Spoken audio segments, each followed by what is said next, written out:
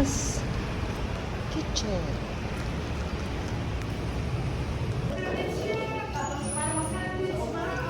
Pa-order po take-out. Ito.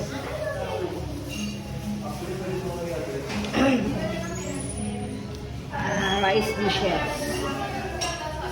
Order tayo ng take-out. Kasi wala namin tayo magluto. Tutog na yung mga tsunas.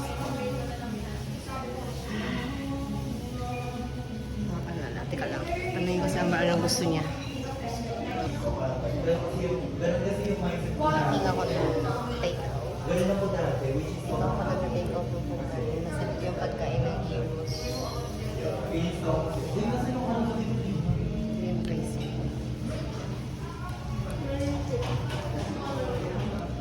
Wala kasi sila sa Food Panda. Sarap sana mag-order sa Food Panda. Kaya nawala. So, nabigyan din mo talaga siya dito. Ito na, yung order ko. Kami mag-iingat. 3 order. Masarap to. Lagi itong nagugustuhan ng mga anak ko. Kaya pag maalis ako, doon na ako nag-order. Ayan. Ayan. Uwi na ako. Ayan yung venue niya. Maganda dito. Naka-aircon din siya. Ayan. Diba? Ito na. Home na ako. Ito pala yung pinto. Try ko.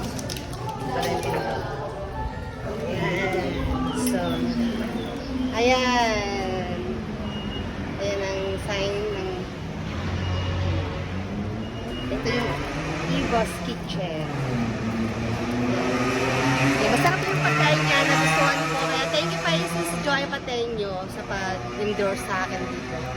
So, dito na ako laging nabili ng take-out na lunch kapag naglalamierda ako na hindi ako nakakapagluto sa bahay at wala akong pasalubong sa mga anak ko. Eh, ito ako dumataan. Para may pasalubong ako sa mga ginahis ko. Kasi ito yung hindi nila nako-order sa Food Panda. Kaya pag umaalis ako, mami, pasalubong mo ha, yung ipos nga. So, masarap yung roasted pork dito, saka buttermilk chicken.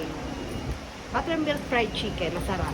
Ito yung lagi namin in-order, saka yung roasted pork.